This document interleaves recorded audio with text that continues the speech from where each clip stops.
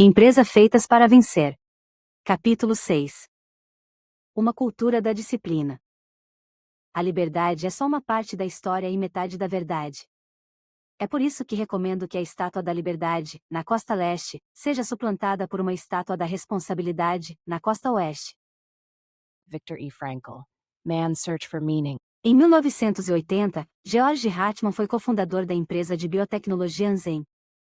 Ao longo dos 20 anos que se seguiriam, a Anzen cresceu e deixou de ser uma empresa em dificuldades para se transformar numa empresa de 3,2 bilhões de dólares, com 6.400 empregados, que cria produtos de sangue para melhorar a vida das pessoas que sofrem com os efeitos da quimioterapia e da hemodiálise. Sob o comando de Hartman, a Anzen se tornou uma das poucas empresas de biotecnologia que apresentava lucratividade e crescimento constantes. Na verdade, ela se tornou tão solidamente lucrativa, que o preço de suas ações subiu 150 vezes no período entre sua oferta pública, em junho de 1983 e janeiro de 2000. Um investidor que comprasse, digamos, $7.000 em ações da Anzen teria um ganho de capital superior a $1 milhão, 13 vezes melhor do que se tivesse feito o mesmo investimento no mercado.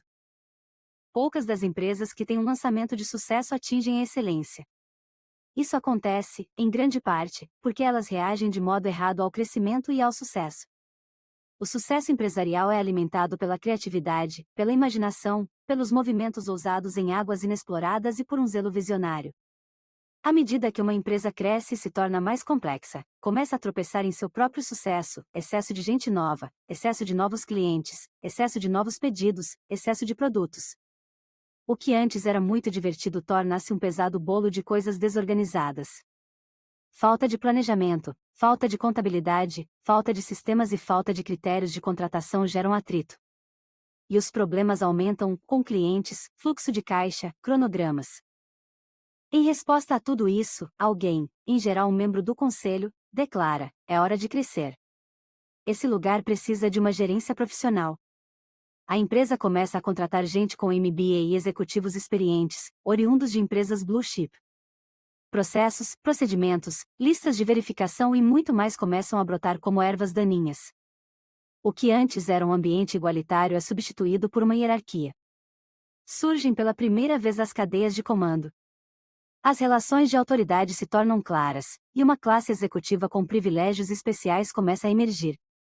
E assim surgem também as segmentações do tipo nós e ele, exatamente como numa empresa de verdade. Os gerentes profissionais finalmente reinam, em meio à confusão. Eles põem ordem no caos, mas também matam o espírito empreendedor. Os membros da equipe fundadora começam a resmungar: isso aqui não tem mais graça. Eu costumava simplesmente fazer meu trabalho. Agora tenho de preencher esses formulários idiotas e seguir essas regras cretinas. Pior de tudo, tenho de gastar um tempo precioso em reuniões inúteis. A magia criativa começa a se desvanecer na medida em que as pessoas mais inovadoras abandonam o barco, desgostosas com a burocracia e a hierarquia ascendentes. Aquele entusiasmo inicial acaba se esvaindo, e a empresa promissora torna-se apenas mais uma no mercado, sem nada de especial que a recomende. O câncer da mediocridade começa a se propagar gravemente. George Hartman evitou essa espiral de morte do empreendimento. Ele compreendeu que a função da burocracia é compensar a incompetência e a falta de disciplina, problemas que desaparecem, em grande parte, quando você tem, em primeiro lugar, as pessoas certas. A maioria das empresas estabelece as regras burocráticas para gerenciar o pequeno percentual de pessoas erradas no barco, o que, por sua vez, afasta as pessoas certas que estão nele e eleva o percentual de pessoas erradas. Isso aumenta a necessidade de mais burocracia para compensar a incompetência e a falta de disciplina, o que afasta ainda mais as pessoas certas, e assim se cria um círculo vicioso.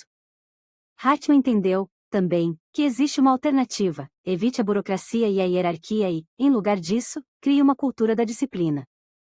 Quando você junta essas duas forças complementares, uma cultura da disciplina e uma ética empreendedora, consegue uma alquimia mágica de desempenho superior e resultados duradouros. Por que começar este capítulo com um empresário de biotecnologia, em vez de uma de nossas empresas feitas para vencer? Porque Hartman acredita grande parte de seu sucesso empresarial ao que ele aprendeu quando trabalhava na Abbott, antes de fundar a Anzen. O que aprendi na Abbott foi a ideia de que, quando você estabelece seus objetivos para o ano, deve registrá-los formalmente. Podem-se mudar os planos ao longo do ano, mas nunca mude o parâmetro com o qual você se compara. Você é rigoroso no final do ano, ao se manter fiel exatamente ao que afirmou que iria acontecer.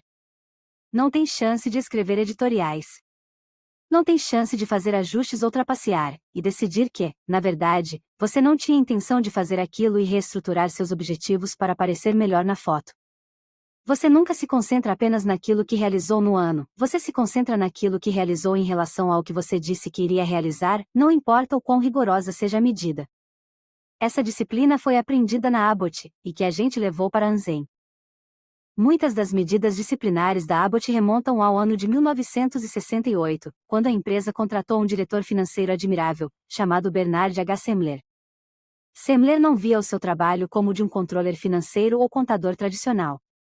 Pelo contrário, ele começou a inventar mecanismos que provocassem mudança cultural. Criou um modelo inteiramente novo para a contabilidade, que ele chamou de contabilidade responsável, na qual cada item de custo, receita e investimento era claramente identificado, e havia só um indivíduo responsável por aquele item. A ideia, radical para a década de 1960, foi criar um sistema em que cada um dos gerentes da Abbott, em cada tipo de atividade, era responsável pelo seu próprio quinhão de retorno do investimento, com o mesmo rigor com que um investidor se torna um empreendedor responsável. Não haveria jeito de mascarar ou esconder nada por trás dos tradicionais lançamentos da contabilidade, nem subsídios cruzados, prontos para encobrir gerências ineficientes, nem oportunidades para apontar culpados. Mas a beleza do sistema da Abbott não estava apenas em seu rigor, mas na forma como utilizava o rigor e a disciplina para permitir a criatividade e o espírito empreendedor. A Abbott desenvolveu uma organização muito disciplinada, mas não numa linha de raciocínio linear, declarou George Hartman. A empresa era exemplar em abrigar, ao mesmo tempo, a disciplina financeira e o pensamento divergente típico da atividade criativa. Usávamos a disciplina financeira como forma de disponibilizar recursos para o trabalho realmente criativo. A Abbott reduziu seus custos administrativos, como percentual de vendas, ao nível mais baixo de todo o setor, com uma margem significativa, e, ao mesmo tempo, acionou uma nova máquina de produtos inovadores, como a 3M. Cerca de 65% de sua receita foi obtida com os novos produtos lançados nos 4 anos anteriores. Essa dualidade criativa perpassou todos os aspectos da Abbott durante a era da transição, misturada ao próprio tecido da cultura corporativa. De um lado, a Abbott recrutava líderes empreendedores e lhes dava liberdade para determinar o melhor caminho para atingir seus objetivos. Do outro, os indivíduos tinham de se comprometer inteiramente com o sistema da Abbott e eram responsabilizados com rigor pelos objetivos que deveriam alcançar. Eles tinham liberdade, mas dentro de um modelo determinado. A Abbott estimulava o zelo do empreendedor pela flexibilidade oportunista. Nós reconhecemos que o planejamento é valioso, mas os planos são inúteis, disse um executivo da Abbott. Mas a Abbott também tinha a disciplina de dizer não às oportunidades que não passavam no teste dos 3 círculos. Ao mesmo tempo em que estimulava a inovação ampla e restrita dentro de suas divisões, a Abbott mantinha uma fidelidade religiosa ao seu conceito do porco-espinho, que era contribuir para a assistência médica e sanitária de baixo custo. Os laboratórios Abbott exemplificam uma descoberta-chave de nosso estudo, uma cultura da disciplina. Por sua natureza, a cultura é um tópico um tanto pesado para discutir, menos propenso a modelos simples como os 3 círculos. Os principais pontos deste capítulo, porém, remetem a uma ideia central: a criação de uma cultura cheia de pessoas que ajam disciplinadamente dentro dos 3 círculos, com uma consistência a toda prova no tocante ao conceito do porco-espinho. Isso significa mais precisamente: 1. Criar uma cultura em torno da ideia de liberdade e responsabilidade, dentro de um modelo. 2. Preencher essa cultura com pessoas autodisciplinadas, que estejam dispostas a chegar a extremos para cumprir suas responsabilidades. 3. Não confunda a cultura da disciplina com instruções tirânicas. 4. Aderir, sem fazer concessões, ao conceito do porco-espinho, exercitando um foco quase religioso na interseção dos 3 círculos. Igualmente importante, criar uma lista de itens de coisas que não devem ser feitas e desligar, sistematicamente, tudo que for irrelevante. Liberdade e responsabilidade, dentro de um molde.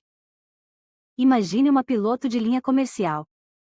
Ela se posiciona na cabine, cercada por dúzias de botões complicados e dispositivos sofisticados, dentro de uma máquina que vale 84 milhões de dólares. Enquanto os passageiros se acotovelam e guardam suas bagagens nos compartimentos superiores, e os comissários correm para todo lado, tentando acomodar todo mundo, ela começa a verificar sua lista de checagem, antes da decolagem. Passo a passo, metodicamente, ela verifica sistematicamente todos os itens necessários. Pronta para a decolagem, ela começa a trabalhar com o controle do tráfego aéreo, seguindo instruções precisas: em que direção seguir, onde taxiar, que pista de decolagem usar, em que direção decolar. Ela não acelera nem lança o avião no ar até que esteja livre para decolar. Uma vez no ar, ela se comunica o tempo todo com os centros de controle de voo e permanece dentro dos rigorosos limites do sistema de tráfego aéreo comercial. Na chegada ao destino, porém, ela se depara com uma violenta tempestade de relâmpagos e granizo. Ventos fortíssimos, contrários e imprevisíveis, ora vergam as asas do avião para a direita, ora para a esquerda. Olhando pela janela, os passageiros não conseguem ver o chão, apenas enormes nuvens cinzentas que se movem e se avolumam, e o bater da chuva contra as janelas. As comissárias anunciam: senhoras e senhores, solicitamos que permaneçam sentados durante o resto do voo. Por favor, coloquem o encosto de suas poltronas na posição vertical, mantendo travado, e acomodem toda a bagagem de mão debaixo da poltrona à sua frente. Nossa previsão é de estarmos em terra em pouco tempo. Não tão pouco tempo, espero, pensam os passageiros menos experientes, tensos pelo vento agitado e pela luz momentânea dos relâmpagos. Mas os que são experientes continuam a ler simplesmente suas revistas, conversando com as pessoas a seu lado e se preparando para as reuniões que terão em terra. Já passei por tudo isso antes, pensam. Ela só vai aterrissar se não houver risco.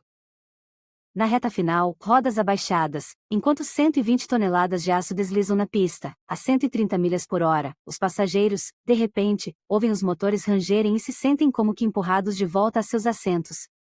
O avião acelera de volta ao céu e se distancia do aeroporto. Após navegar por um certo tempo, o aparelho se inclina lateralmente, num grande arco, e ruma novamente para a pista de aterrissagem. A piloto se detém um minuto para clicar no intercom e anunciar: pedimos desculpas aos senhores passageiros. Os ventos fortes prejudicam a aterrissagem.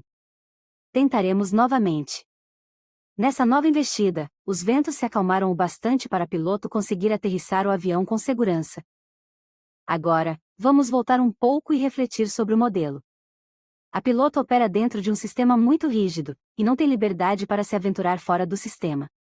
Ninguém quer ver pilotos dizendo: ei, acabei de ler um livro de gerenciamento que fala do valor de ter poder, liberdade para experimentar, ser criativo, empreendedor, tentar um monte de coisas e ficar só com as que dão certo.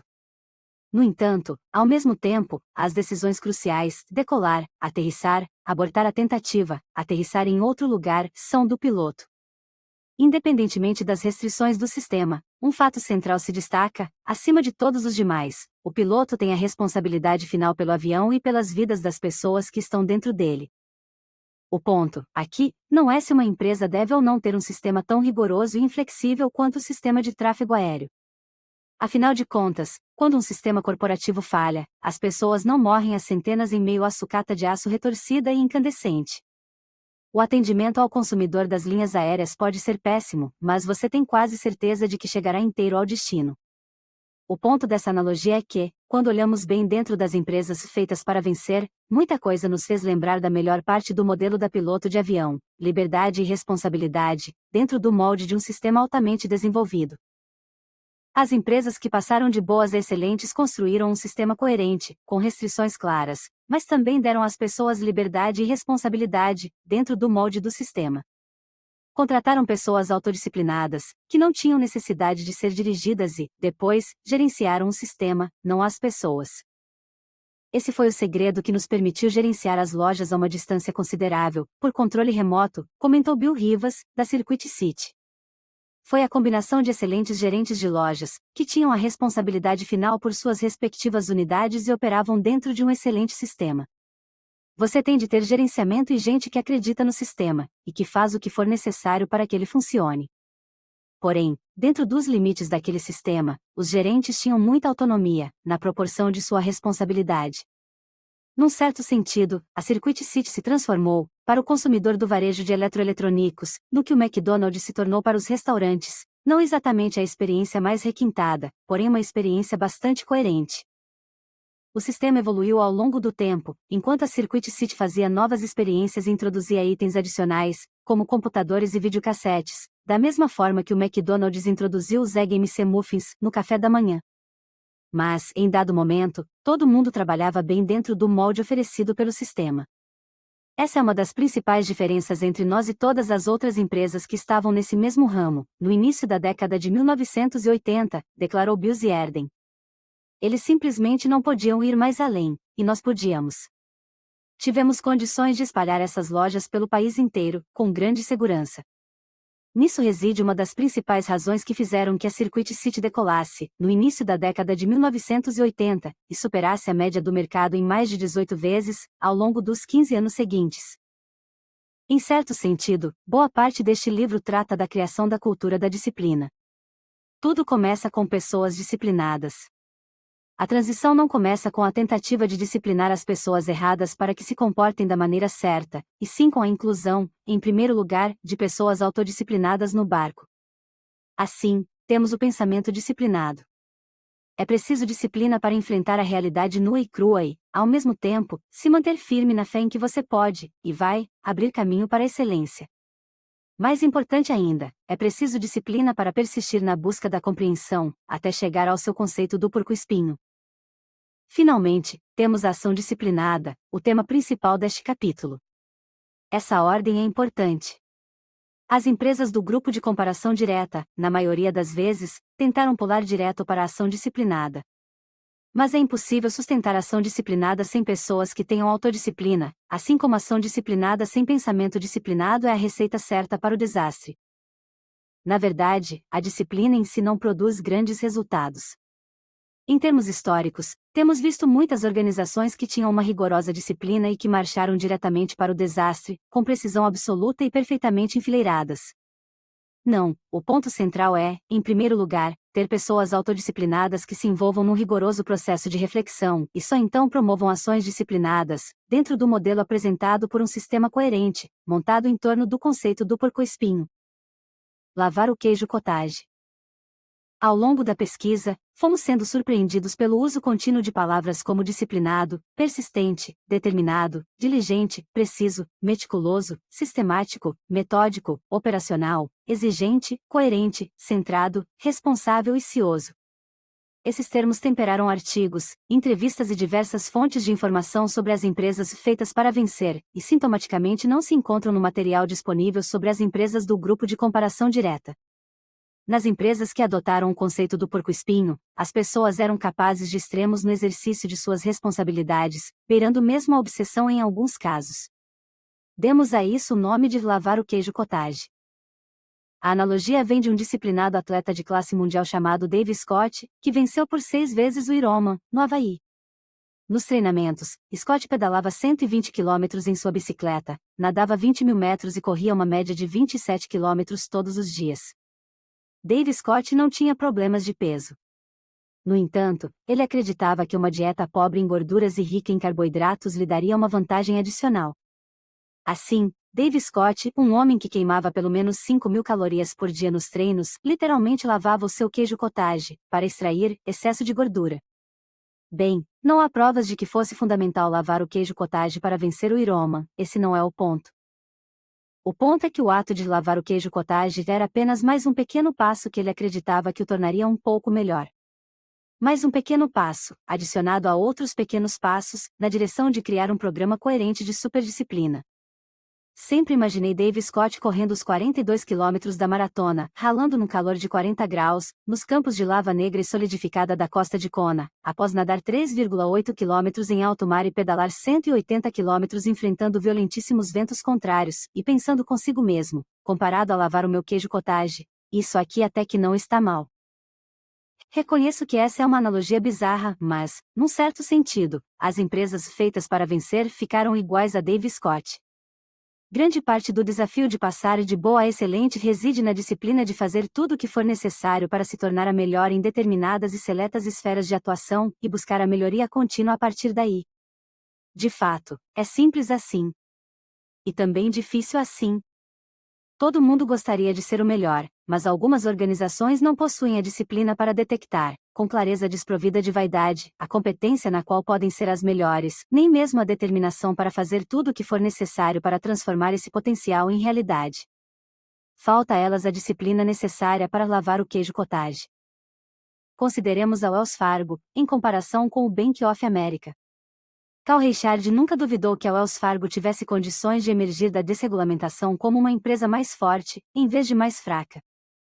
Ele viu que a chave para se tornar uma empresa excelente não estava em estratégias novas e brilhantes, mas na absoluta determinação de banir do sistema a mentalidade centenária dos banqueiros. Existe muito desperdício na atividade bancária, afirmou Reichard. Livrar-se dele exige tenacidade, não brilhantismo. Reichard deu um recado bem claro no topo: nós não vamos pedir a mais ninguém que fique sofrendo, enquanto nós ficamos confortavelmente sentados aqui em cima. Vamos começar lavando o nosso próprio queijo cottage aqui mesmo na suíte executiva. E congelou os salários dos executivos por 2 anos, apesar do fato de a Wells Fargo estar vivendo os anos mais lucrativos de sua história.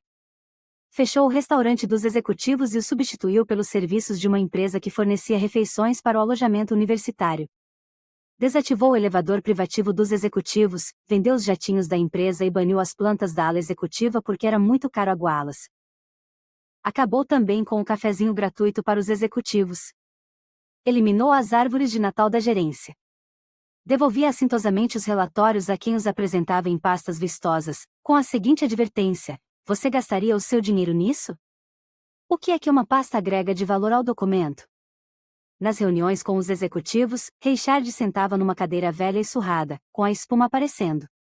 Às vezes ele ficava ali, beliscando a espuma, enquanto ouvia propostas que envolviam gastos, e vários projetos absolutamente necessários simplesmente foram para o espaço dessa forma.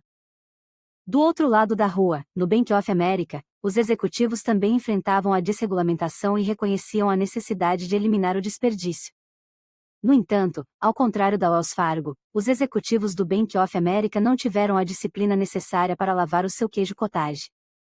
Preservavam o seu brilhante reino executivo em sua imponente torre, no centro de São Francisco, o escritório do CEO descrito no livro Breaking the Bank, como uma suíte de canto, a noroeste, com uma grande sala de reuniões anexa, tapetes orientais e janelas do chão ao teto, que descortinavam um vasto panorama da Baía de São Francisco, do Golden Gate até a Ponte da Baía. Não encontramos indícios de cadeiras de executivos com a espuma aparecendo. O elevador fazia sua última parada no andar executivo e descia direto até o solo, num único movimento silencioso, sem ser interrompido pela chegada de seres inferiores. O enorme espaço livre na ala executiva fazia as janelas parecerem ainda maiores do que na verdade eram, criando uma sensação de se estar flutuando acima da neblina, numa cidade alta composta de elites alienígenas, que governavam um mundo de cima. Para que lavar o queijo cottage, quando a vida é tão boa? Depois de perder 1,8 bilhão de dólares ao longo de 3 anos, em meados da década de 1980, o Bank of America acabou fazendo as mudanças necessárias, reagindo à desregulamentação, em grande parte mediante a contratação de ex-executivos do Wells. Mas, mesmo durante o período mais negro, o Bank of America não conseguiu se livrar dos privilégios que protegiam os seus executivos da realidade do mundo lá fora. Numa das reuniões do conselho, durante a crise do Bank of America, um dos membros deu sugestões sensatas, do tipo vender o jatinho da empresa. Outros diretores ouviram as recomendações, mas ignoraram-nas. Uma cultura, não uma tirania. Quase que não incluímos este capítulo no livro. De um lado, as empresas feitas para vencer tornaram-se mais disciplinadas do que as empresas do grupo de comparação direta, como no caso da Wells Fargo, em contraste com o Bank of America. Do outro, as empresas não sustentadas do segundo grupo de comparação se mostraram tão disciplinadas quanto as empresas feitas para vencer. Com base na minha análise, não acho que podemos incluir a disciplina no livro como uma descoberta, comentou Eric Hagen, após concluir uma unidade especial de análise, examinando e cruzando as culturas de liderança de todas as empresas.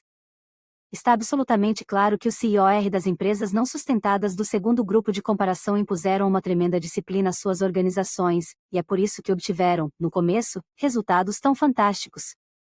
Portanto, a disciplina simplesmente não pode ser aceita como variável diferenciadora. Curiosos, decidimos entrar mais a fundo na questão, e Eric conduziu uma análise mais aprofundada. À medida que examinávamos as evidências, ficava claro que, a despeito do que estava na superfície, havia realmente uma imensa diferença na abordagem da disciplina pelos dois grupos de empresas. Enquanto as empresas feitas para vencer tiveram líderes de nível 5 que construíram uma cultura duradoura de disciplina, as empresas não sustentadas tiveram líderes de nível 4, que disciplinaram pessoalmente a organização, por meio da força. Vejamos, por exemplo, Ray McDonald, que assumiu o comando da Burroughs em 1964. Homem brilhante, porém rude, McDonald dominava as conversas, contava todas as piadas e criticava quem não era tão inteligente quanto ele, ou seja, basicamente todo mundo à sua volta. Ele conseguia que o trabalho fosse feito simplesmente com a força da personalidade, utilizando uma forma de pressão que ficou conhecida como o torno McDonald. McDonald produziu resultados formidáveis durante o seu reinado. Cada dólar investido em 1964, o ano em que ele se tornou presidente, e sacado no ano de 1977, época em que ele se aposentou, deu um retorno 6,6 vezes maior do que a média do mercado. No entanto, a empresa não tinha formado uma cultura da disciplina capaz de sobreviver a ele. Depois de sua aposentadoria, seus assessores puxa-sacos ficaram paralisados pela indecisão e deixaram a empresa, segundo a Business Week, incapazes de fazer qualquer coisa. A Burroughs começou, então, um longo declínio, com retorno acumulado 93% abaixo da média do mercado, do fim da era McDonald até o ano 2000.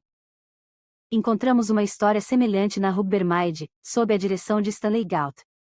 Vocês se lembram, na citação feita no capítulo 5, que Gault brincou, em resposta à acusação de ser um tirano: sim, mas sou um tirano sincero. Gault impôs rigorosa disciplina dentro da Rubbermaid, rigor absoluto no planejamento e na análise da concorrência, pesquisa sistemática de mercado, análise de lucro, controle obstinado de custos e por aí vai. Essa é uma organização incrivelmente disciplinada, escreveu um analista.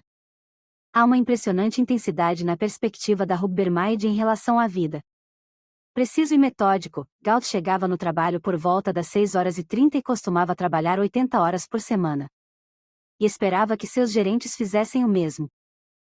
Na qualidade de disciplinador-chefe, Gault atuava pessoalmente como o mecanismo número 1 de controle de qualidade da empresa. Ao caminhar por uma rua de Manhattan, viu um porteiro resmungando e xingando, enquanto varria a sujeira para dentro de uma pá de lixo fabricada pela Rubbermaid. Estendeu meia volta e começou a interrogar o homem, para saber por que ele estava tão contrariado, declarou Richard Gates, que contou a história a Fortune. Convencido de que a beira da pá de lixo era grossa demais, Gault imediatamente emitiu uma ordem para que os engenheiros redesenhassem o produto. Em qualidade, eu sou terrível, afirmou. Seu executivo operacional concordou, ele chega a ficar branco. A Rubbermaid cresceu consideravelmente sob a tirania de seu líder singularmente disciplinado, mas depois caiu na mesma proporção, quando ele saiu. Com Gault, a Rubbermaid superou o mercado na proporção de 2,6 para 1, e depois dele, a empresa perdeu 59% de seu valor em relação ao mercado, antes de ser comprada pela Neville. Um exemplo particularmente fascinante da síndrome do disciplinador é a Chrysler, na gestão de Lee Iacocca, que a Business Week descreveu simplesmente como o homem. O ditador. Lee Iacocca se tornou presidente da Chrysler em 1979 e impôs sua marcante personalidade para disciplinar a organização e colocá-la em forma. Logo de cara, percebi que o lugar estava em estado de anarquia e precisava de uma dose de ordem e disciplina, e rápido, escreveu Iacocca, em seus primeiros dias no posto. Em seu primeiro ano, ele reorganizou inteiramente a estrutura administrativa, instituiu rigorosos controles financeiros, melhorou a mensuração do controle de qualidade, racionalizou o cronograma da produção e realizou demissões em massa, para segurar o caixa. Eu me senti como um cirurgião do exército, tivemos de fazer uma cirurgia radical, economizando tudo o que podíamos. 249 no trato com os sindicatos, ele declarou: se vocês não me ajudarem, vou acabar com vocês. Declaro falência logo de manhã, e vocês todos vão para a rua. Iacocca gerou resultados espetaculares, e a Chrysler se tornou uma das viradas mais celebradas da história do setor automobilístico americano. Mais ou menos na metade de sua gestão, porém, Iacocca aparentemente perdeu o foco e a empresa começou novamente a cair. O Wall Street Journal escreveu: Iacocca encabeçou o projeto de restauração da Estátua da Liberdade, aderiu a uma comissão do Congresso para redução de orçamento e escreveu um segundo livro. Inaugurou uma coluna jornalística nacional, comprou uma vila na Itália, onde começou a engarrafar o seu próprio vinho e azeite de oliva. Os críticos argumentam que tudo isso distraiu, e essa foi uma das razões principais dos atuais problemas enfrentados pela Chrysler. Bem, distraído ou não, está claro que ser um herói folclórico é uma atividade paralela que demanda muita dedicação. Pior do que sua carreira em dupla jornada como herói nacional, sua falta de disciplina para permanecer dentro dos segmentos em que a Chrysler podia ser a melhor do mundo levaram a uma orgia de diversificações altamente indisciplinadas. Em 1985, ele foi atraído pelo sexy setor aeroespacial, enquanto a maioria dos CEOs se contentaria com um único jatinho Gulfstream, e a Coca decidiu comprar a própria Gulfstream. Também em meados da década de 1980, ele embarcou numa dispendiosa e ao final mal-sucedida joint venture com a Maserati, fabricante italiana de carros esporte. E a Coca tinha um fraco pelos italianos, comentou um executivo aposentado da Chrysler. E a Coca, que possui uma modesta propriedade na região da Toscana, estava tão determinado a concretizar uma aliança italiana que a realidade comercial foi ignorada, afirmam especialistas do setor, escreveu a Business Week. Algumas estimativas situam a perda provocada pela parceria falida com a Maserati na casa dos 200 milhões de dólares, o que, de acordo com a Forbes, foi uma enorme soma para se perder com um conversível caríssimo e de baixo volume de produção. Afinal, não serão produzidas mais do que algumas mil unidades em toda a história. Durante a primeira metade de sua gestão, a Coca gerou resultados fantásticos, que levaram a empresa da beira da falência a valer quase 3 vezes mais do que a média do mercado. Durante a segunda metade, porém, o valor da Chrysler caiu 31% abaixo do mercado e a empresa enfrentou um novo risco de falência. Assim como muitos pacientes com cardiopatias, escreveu um executivo da Chrysler, nós ainda sobreviveríamos à cirurgia durante vários anos, só para retornarmos ao nosso estilo de vida anterior e nada saudável. Os casos anteriores ilustram um padrão que detectamos em todas as empresas não sustentadas do segundo grupo comparativo, uma ascensão espetacular sob um disciplinador tirânico, seguida de uma queda igualmente espetacular, quando o disciplinador saía sem deixar uma cultura duradoura de disciplina, ou quando o próprio disciplinador se tornava indisciplinado e se desviava totalmente dos 3 círculos. Sim, a disciplina é fundamental para se produzir resultados extraordinários, mas a ação disciplinada sem a compreensão disciplinada dos 3 círculos não pode produzir grandes resultados duradouros. Adesão obsessiva ao conceito do porco-espinho. Durante quase 40 anos, a Pitney Bowes viveu dentro do casulo acolhedor e protegido do monopólio.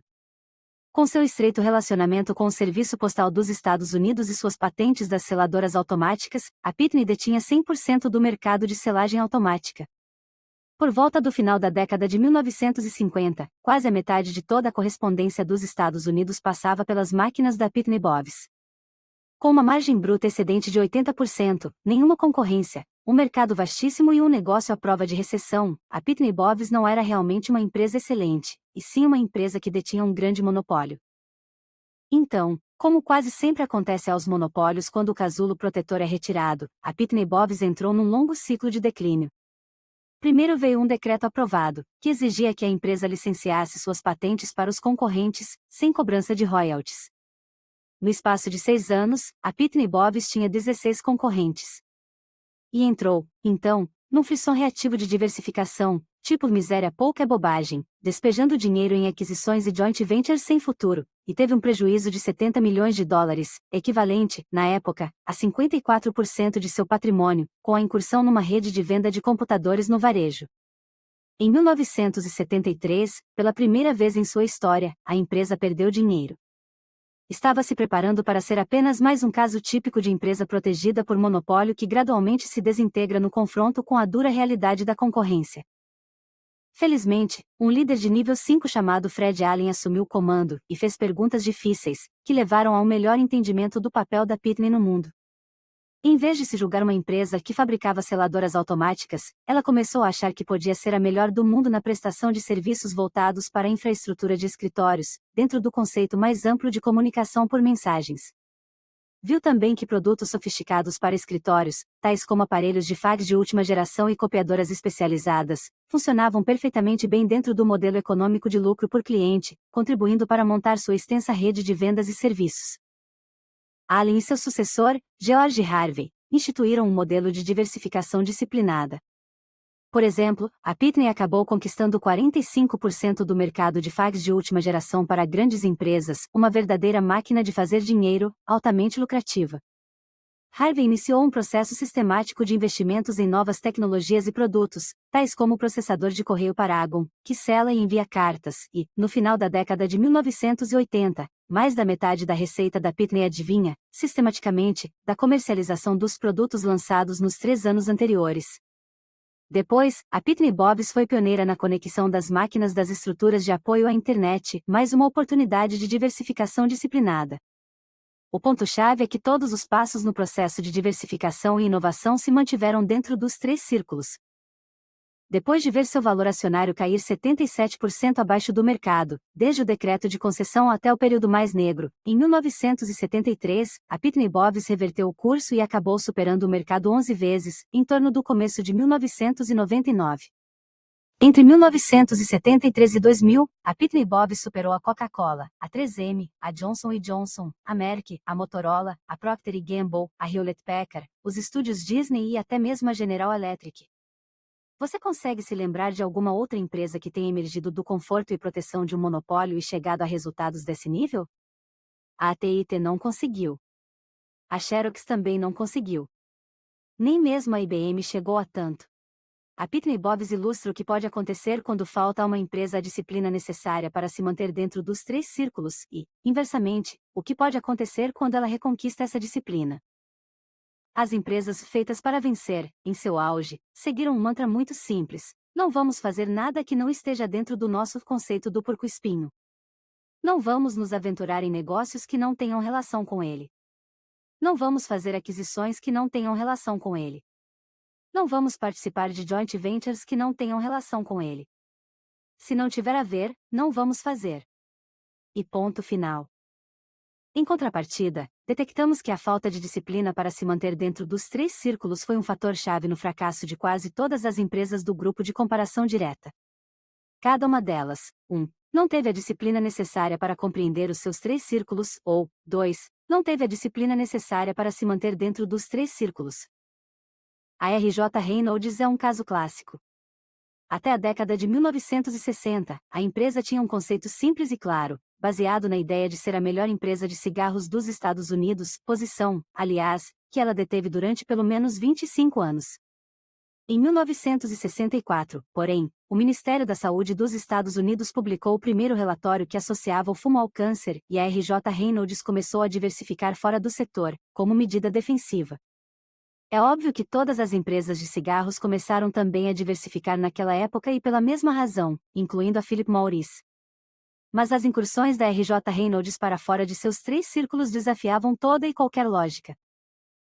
A empresa gastou quase 1/3 dos ativos totais da corporação, em 1970, para comprar uma empresa de contêineres e uma empresa de petróleo, respectivamente, a Sealand e a Aminoil. A ideia era ganhar dinheiro invasando e transportando o seu próprio petróleo. Bem, até que a ideia não era de todo má, mas que diabos aquilo tinha a ver com o conceito do porco-espinho da R.J. Reynolds? Foi uma aquisição totalmente indisciplinada, que acabou acontecendo, em parte, porque o fundador da Sealand era amigo íntimo do presidente do conselho da R.J. Reynolds. Depois de despejar mais de $2 bilhões na Sealand, o investimento total quase se igualou ao patrimônio líquido da empresa. Finalmente, depois de depenar durante anos o negócio de cigarros para canalizar recursos para o negócio de embarques já totalmente afundado, a R.J. Reynolds admitiu a derrota e vendeu a Sealand.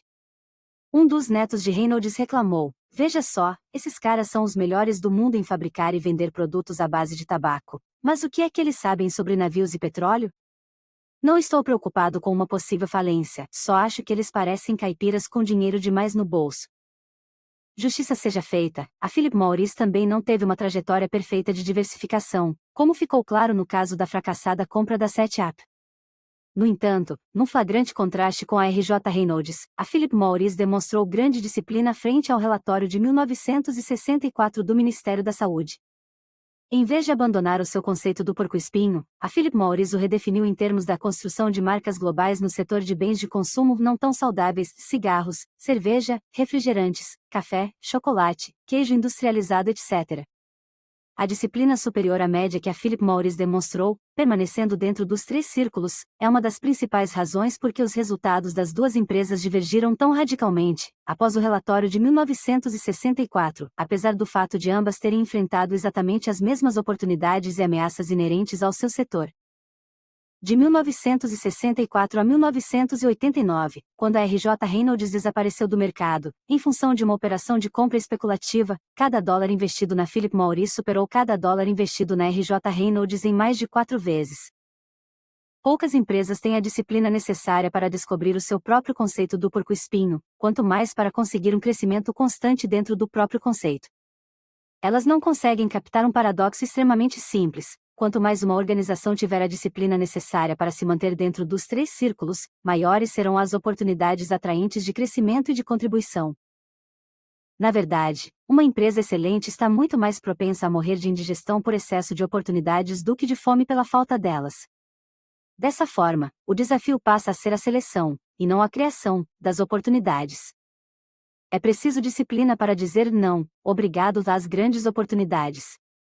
O simples fato de determinada oportunidade só aparecer uma vez na vida é irrelevante, se ela não se encaixar dentro dos 3 círculos. Essa noção de adesão obsessiva ao conceito do porco-espinho não diz respeito apenas ao portfólio das atividades estratégicas. Pode estar relacionada à sua forma de gerenciar e construir uma organização como um todo. A Nucor construiu seu sucesso em torno do conceito do porco-espinho de utilizar a cultura e a tecnologia para produzir aço. No cerne do conceito da Nucor estava a ideia de alinhar os interesses dos trabalhadores aos interesses da gerência e dos acionistas, por meio de uma meritocracia igualitária amplamente destituída de distinções de classe. Ken Iverson escreveu, em seu livro Plain Talk, de 1998. A desigualdade ainda corre solta na maioria das grandes corporações.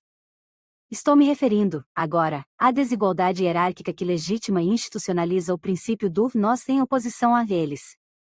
As pessoas que estão no topo da hierarquia concedem a si mesmas privilégios excessivos, ostentam esses privilégios na frente dos homens e mulheres que fazem realmente o trabalho árduo, e depois se perguntam por que os empregados não se comovem diante das exortações da gerência para cortar custos e incrementar a lucratividade. Quando penso nos milhões de dólares gastos pela cúpula da hierarquia gerencial em esforços para motivar pessoas que são continuamente derrotadas por essa mesma hierarquia, a única coisa que consigo fazer é sacudir a cabeça, em sinal de perplexidade. Quando entrevistamos Ken Iverson, ele nos disse que quase 100% do sucesso da Nucor se devia à sua capacidade de traduzir o seu conceito simples numa ação disciplinada coerente com ele.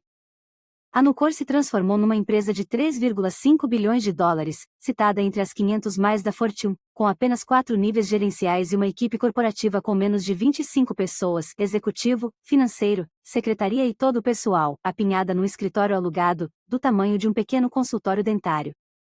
Uma mobília barata e de gosto duvidoso adornava o lobby, que por sua vez não era muito maior do que um quarto de vestir. Em vez de terem um restaurante executivo, os executivos da empresa recepcionavam as autoridades no Fios Diner, uma lanchonete que ficava do outro lado da rua. Os executivos não tinham direito a benefícios melhores do que os dos operários do chão de fábrica. Na verdade, os executivos tinham menos privilégios. Por exemplo, todos os trabalhadores, mas não os executivos, tinham direito de receber $2.000 anuais por filho, para custear até 4 anos de instrução superior. Em um incidente, um homem procurou Marvin Pullman e disse: "Tenho 9 filhos.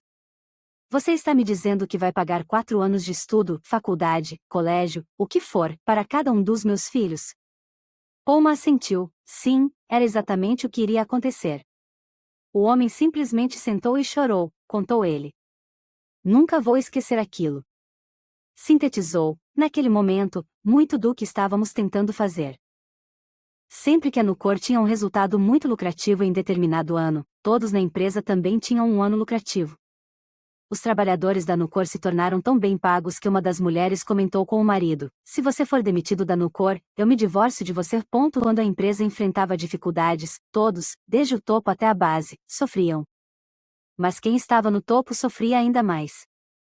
Durante a recessão de 1982, por exemplo, o salário dos trabalhadores caiu 25%, o dos gerentes, 60% e o do CEO, 75%. A Nucor deu passos extraordinários para manter à distância as distinções de classe que acabam se infiltrando na maioria das organizações. Os nomes de todos os 7.000 empregados apareceram no relatório anual, não apenas os dos gerentes e executivos. Todos, com exceção dos supervisores de segurança e dos visitantes, usavam capacetes da mesma cor. A cor dos capacetes pode parecer detalhe banal, mas agitou todo mundo. Alguns encarregados reclamaram: porque os capacetes de cor diferente os identificavam como superiores na hierarquia, um importante símbolo de status, que eles podiam exibir no vidro traseiro do carro ou da caminhonete. A resposta da Nucor foi organizar uma série de fóruns para debater o seguinte ponto: na Nucor, o seu status e autoridade vêm de sua capacidade de liderança, e não da sua posição. Se você não gosta disso, quer dizer, se você realmente sente que precisa da distinção de classe, bem, então a Nucor não é o lugar certo para você. Em contrapartida, enquanto a sede da Nucor era do tamanho de um consultório dentário, a Bethlehem Steel construiu um complexo de escritórios de 21 andares, para abrigar sua equipe executiva. O prédio foi planejado mais em forma de cruz do que de retângulo, o que encareceu o projeto, para acomodar o grande número de vice-presidentes que precisavam de salas de canto. Os vice-presidentes tinham de ter as janelas em duas direções, e nós fizemos o projeto a partir dessa exigência, explicou um executivo da Bethlehem. Em seu livro Crisis in Bethlehem, John Stromeyer detalha uma cultura tão diametralmente oposta à da Nucor quanto se possa imaginar. O autor descreve uma frota de aviões corporativos, usados até para levar os filhos dos executivos para a universidade ou para retiros nos fins de semana. Descreve também um campo de golfe executivo de classe mundial, com 18 buracos, um exclusivo clube campestre, reformado com dinheiro da Bethlehem, e até como o nível do executivo determinava a prioridade no uso do chuveiro, no clube. Chegamos à conclusão que os executivos da Bethlehem consideravam que o principal objetivo de sua atividade era a perpetuação de um sistema de classes que os elevava ao status de elite. O declínio da Bethlehem, nas décadas de 1970 e 1980, não teve como causas básicas as importações ou a tecnologia. A Bethlehem entrou em declínio, antes de tudo, porque era uma cultura em que as pessoas concentravam seus esforços em negociar as nuances de uma intrincada hierarquia social, e não nos clientes, concorrentes ou nas mudanças no ambiente externo.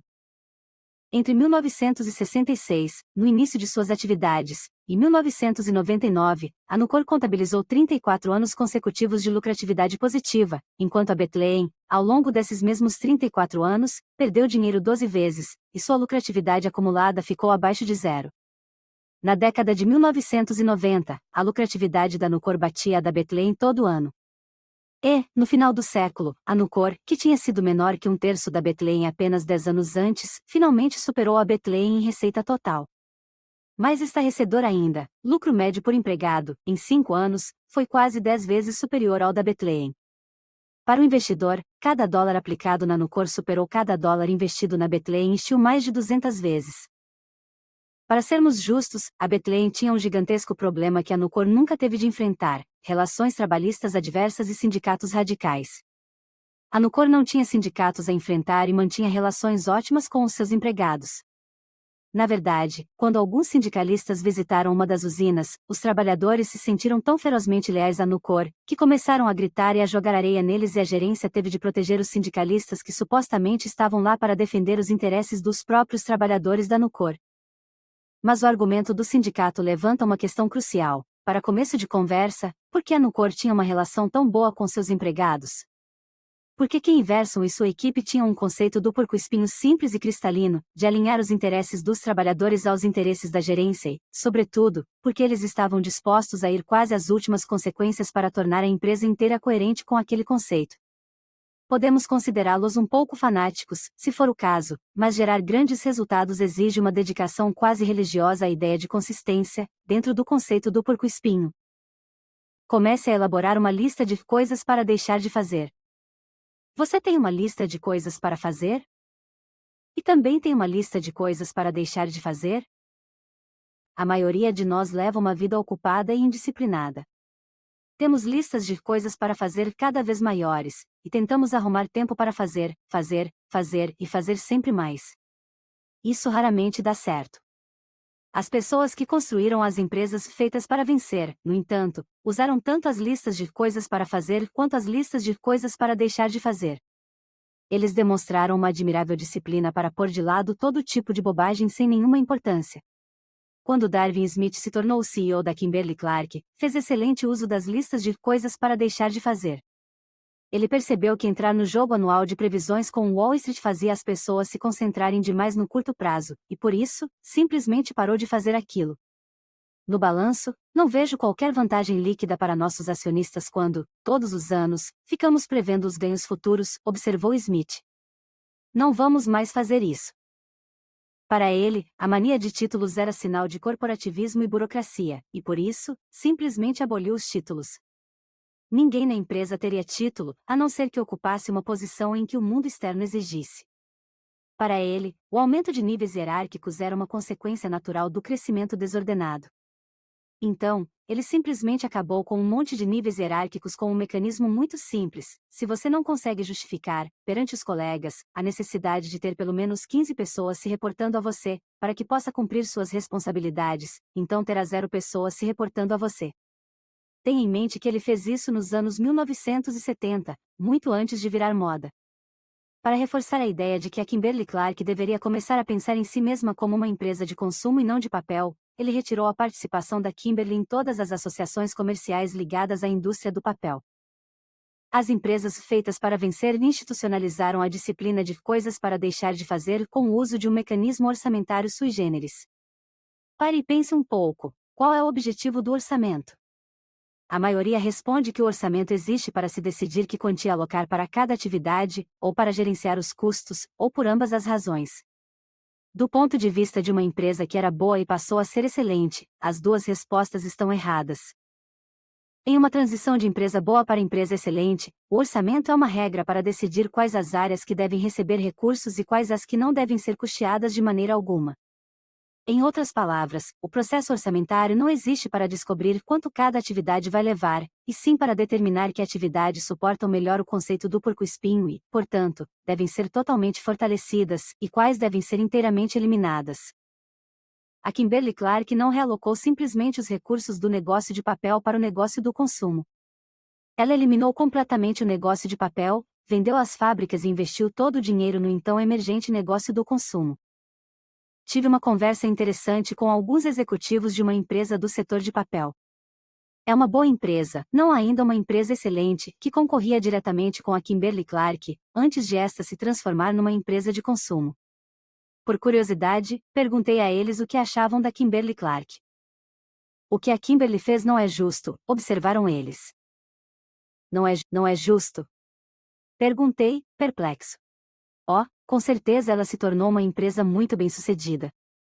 Mas, sabe, se nós tivéssemos vendido nosso negócio com papel e nos transformado numa poderosa empresa de consumo, também poderíamos ter nos tornado grandes. Mas nós já investimos muito nesse setor, e não conseguiríamos fazer uma mudança desse quilate. Se analisarmos novamente as empresas que fizeram a transição de boas para excelentes, veremos que elas demonstraram uma incrível coragem ao canalizar seus recursos em apenas uma área, ou em umas poucas áreas de atividade. Uma vez compreendidos os seus 3 círculos, elas raramente fugiram da raia. Lembrem-se do compromisso da Kroger em transformar todo o seu sistema para criar as superlojas, enquanto a IP se agarrou à segurança das antigas lojas. Lembrem-se do compromisso da Abbott, de aplicar o grosso dos seus recursos para se tornar a número 1 em nutrientes hospitalares e diagnósticos, enquanto a Upjohn se apegou ao seu negócio principal farmacêutico, no qual jamais poderia ser a melhor do mundo. Lembre-se de como a Valgrein saiu do lucrativo negócio de alimentação e concentrou todo o seu poder em uma única ideia: as melhores e mais práticas lojas de conveniência. Lembrem-se da Gillette e o Sensor, da Nucor e as mini-usinas, da Kimberly-Clark e a venda das fábricas de papel para canalizar todos os recursos para o consumo. Todas elas tiveram garra para fazer enormes investimentos, a partir do momento em que entenderam o seu conceito do porco-espinho. A estratégia de investimentos mais eficaz é um portfólio pouco diversificado, no qual você esteja certo. Embora isso possa parecer engraçado, essa foi, essencialmente, a abordagem adotada pelas empresas feitas para vencer. Estar certo significa captar, conceito do porco-espinho, pouco diversificado significa investir maciçamente nas áreas que se encaixam perfeitamente dentro dos 3 círculos e se livrar de tudo mais. É claro que a chave, aqui, é o pequeno alerta, quando você está certo. Mas como você sabe quando está certo?